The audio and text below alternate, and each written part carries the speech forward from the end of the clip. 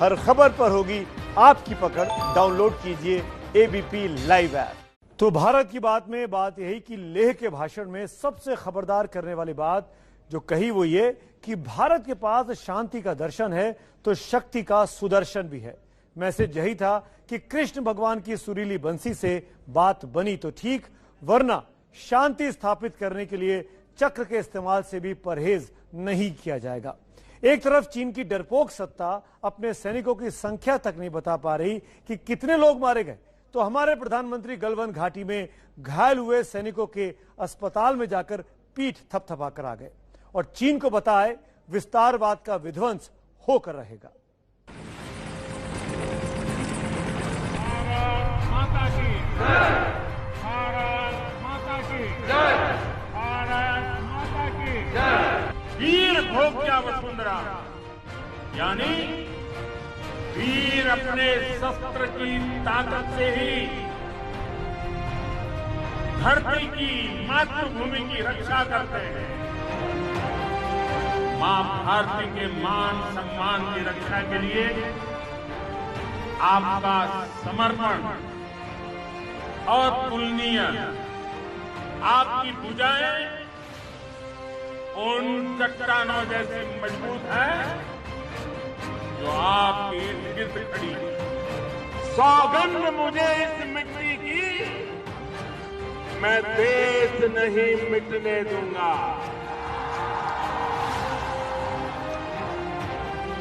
विस्तारवाद का युग समाप्त हो चुका है। ये युग विकासवाद का है। हम वो लोग हैं जो बांसुरीधारी कृष्ण की पूजा करते हैं, वही लोग हैं जो सुदर्शन चक्रधारी कृष्ण को भी आदर्श मान करके चल रहे हैं।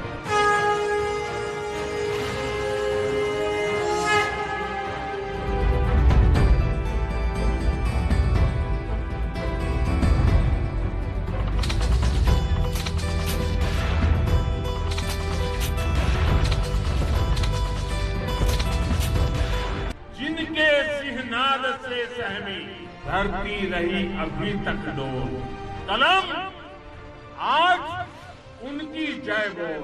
भारत माता की जय, वंदे वंदे।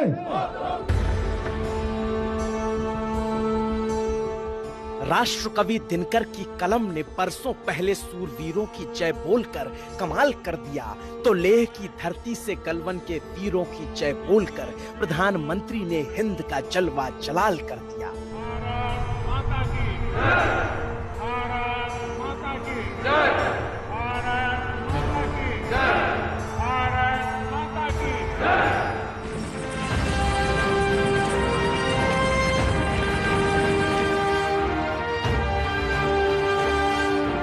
और राष्ट्र रक्षक की लेह में मौजूदगी इस बात ने बता दिया महफूज है मादरे वतन की महबूब फिजा, महफूज है लद्दाख के पहाड़ों के बीच बल खाकर चलती हवा, महफूज है चट्टानों से टकराकर बहती गलवान की घटा, महफूज है महफूज है महफूज है। लद्दाख का तो ये पूरा हिस्सा ये भारत का मस्तक है। 130 करोड़ भारतीयों के मान सम्मान का प्रतीक है। लद्दाख हमारे माथे की चंदन सरीखी धूल है, लद्दाख हर जवान के सीने में पलता त्रिशूल है, और लद्दाख के सामने खड़ी चीनी सेना हमारी आंखों में चुभता शूल है। और उस शूल की चुभन को हमेशा के लिए दफन करने की कसम आज राष्ट्र रक्षक प्रधानमंत्री मोदी ने भी खा ली, क्योंकि जिस देश के हों दुश्मन कई, जिस देश के खिलाफ हर रोज रची जाएं साजिशें नई, अगर उस देश का प्रधानमंत्री तनाव की घड़ी में सेना के जवानों के साथ कंधे से कंधा मिलाकर खड़ा हो जाए तो यकीनन वो राष्ट्र रक्षक ही तो है। और राष्ट्र रक्षक ने आज कह दिया है, वीर भोग्य वसुंधरा। खड्गेन आक्रम्य वंजितः, खड्गेन आक्रम्य भुंजितः, वीर भोग्या वसुंधरा यानी वीर अपने शस्त्र की ताकत से ही धरती की, मातृभूमि की रक्षा करते हैं। ये धरती वीर भोग्या है, वीरों के लिए है। इसकी रक्षा सुरक्षा को हमारा समर्थ और सामर्थ्य, हमारा संकल्प हिमालय जितना ही ऊंचा है।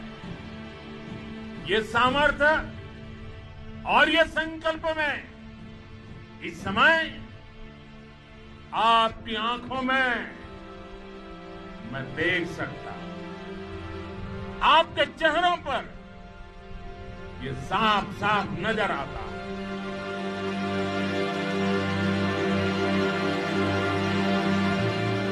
हर बार मुंह तोड़ जवाब दिया गया, मगर इस बार कमर तोड़ जवाब देने की तैयारी है, क्योंकि एलएसी पर तनाव के बीच प्रधानमंत्री का लेह का औचक दौरा चीन के लिए किसी चौचक झटके से कम नहीं था। यूं तो प्रधानमंत्री का लेह के निबू बेस पर पहुंचना अपने आप में ही चीन के लिए कड़ा संदेश था, मगर जब बोल गए तो चीन की बौखलाहट बिलबिलाहट में बदल गई। भारत आज जल, थल, नभ और अंतरिक्ष तक अगर अपनी ताकत बढ़ा रहा है तो उसके पीछे का लक्ष्य मानव कल्याण ही है। इस दौरे मात्र से चीन की सारी चौधराहट धरी की धरी रह गई, क्योंकि एक तरफ थी चीन की क्रूर सत्ता जिसने बुजदिली में अपने मारे गए जवानों की संख्या तक का जिक्र नहीं किया, तो दूसरी तरफ थी हिंदुस्तान की सरकार जिसके फौलादी प्रधानमंत्री खुद ग्राउंड जीरो पर पहुंचकर गलवान घाटी के वीरों का न सिर्फ हाल लिया बल्कि इशारों इशारों में कह दिया, मैं आज सिर्फ और सिर्फ आपको प्रणाम करने आया हूं। आपको छू करके, आपको देख करके एक ऊर्जा लेकर के जाऊंगा, एक प्रेरणा लेकर के जा रहा हूं और हमारा भारत आत्मनिर्भर बने, दुनिया की किसी भी ताकत के सामने न कभी झुके हैं न कभी झुकेंगे। हाथ में ध्वजा रहे, बाल दल सजा रहे, ध्वज कभी झुके नहीं, दल कभी रुके नहीं, वीर तुम बढ़े चलो, धीर तुम बढ़े चलो। जिन कठिन परिस्थितियों में, जिस ऊंचाई पर आप मां भारती की ढाल बन करके उसकी रक्षा करते हैं, उसकी सेवा करते हैं, उसका मुकाबला पूरे विश्व में कोई नहीं कर सकता है। आपका साहस उस ऊंचाई से भी ऊंचा है जहां आप तैनात हैं।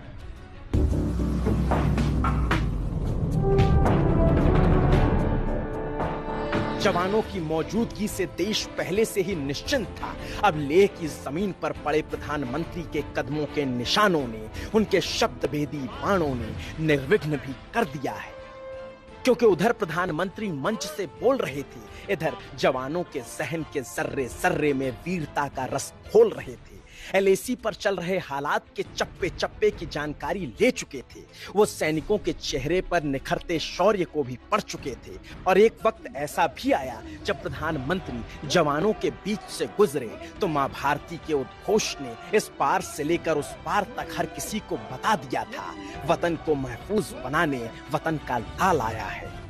भारत माता की वंदे वंदे वंदे, भारत माता की वंदे।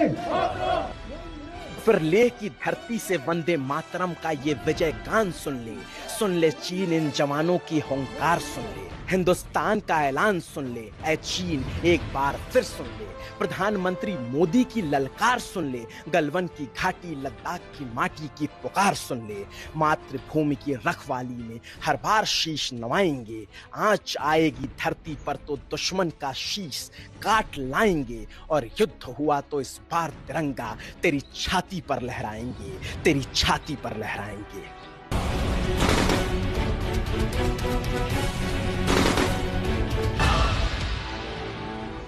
और आज की तारीख में हर हिंदुस्तानी के रगों में बहता यही जज्बा है, और इस जज्बे को बुलंद बनाती है देश के प्रधानमंत्री की राष्ट्र नीति, और शायद राष्ट्र नीति का वही जज्बा एक राजनेता को राष्ट्र रक्षक बनाता है। और आज राष्ट्र रक्षक ने साफ कह दिया है, यूं तो हम शांति के पुजारी हैं, मगर अपनी शांति की शपथ को बरकरार रखने के लिए शक्ति को सेना का सारथी बनाने से भी पीछे नहीं हटेंगे, क्योंकि यहाँ शांति का दर्शन भी है तो शक्ति का सुदर्शन भी है।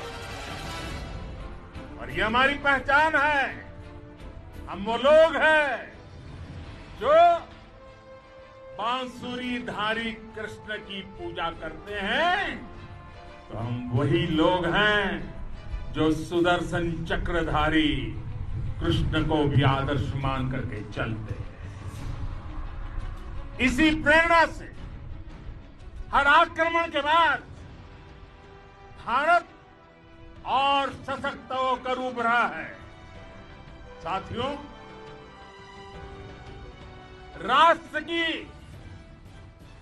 दुनिया की, मानवता की प्रगति के लिए शांति और मित्रता हर कोई स्वीकार करता है, हर कोई मानता है बहुत जरूरी है, लेकिन हम ये भी जानते हैं कि शांति निर्बल कभी नहीं ला सकता, कमजोर शांति की पहल नहीं कर सकता। वीरता ही शांति की पूर्व शर्त होती है। मतलब साफ है, मकसद भी साफ है कि चीन से भविष्य की शांति को मुकर्रर करने के लिए वर्तमान में शक्ति का प्रयोग करने से पीछे नहीं हटा जाएगा। और जिस देश के प्रधानमंत्री की सारी नीति, रणनीति, योजना, परियोजना, निर्धारण, अवधारण राष्ट्र को सर्वोपरि रखकर निर्धारित किया जाता हो, वो राष्ट्र कभी निर्बल हो ही नहीं सकता। हाँ, अच्छे अच्छे बलशालियों को घुटने पर लाने का मादा जरूर रखता है, क्योंकि आप हाल के घटनाक्रम को पलट कर देखेंगे तो पाएंगे कि आधुनिक हथियारों के जखीरे को सेना के बेड़े में लाया गया है। और इतना ही नहीं, मोदी के कार्यकाल में रक्षा बजट को भी बढ़ाया गया है। 2015-16 में देश का रक्षा बजट 2,25,000 करोड़ का था, जो 2019-20 में 3,05,000 करोड़ का हो गया। यानी पिछले 5 सालों में रक्षा बजट में 80,000 करोड़ रुपए का इजाफा हुआ है।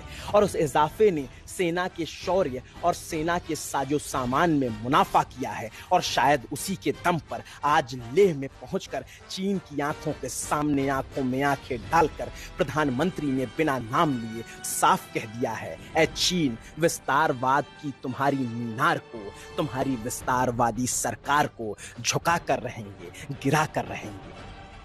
विस्तारवाद का युग समाप्त हो चुका है। ये युग विकासवाद का है। तेजी से बदलते हुए समय में विस्तारवाद ने ही मानवता का सबसे ज्यादा हित किया, मानवता को विनाश करने का प्रयास किया।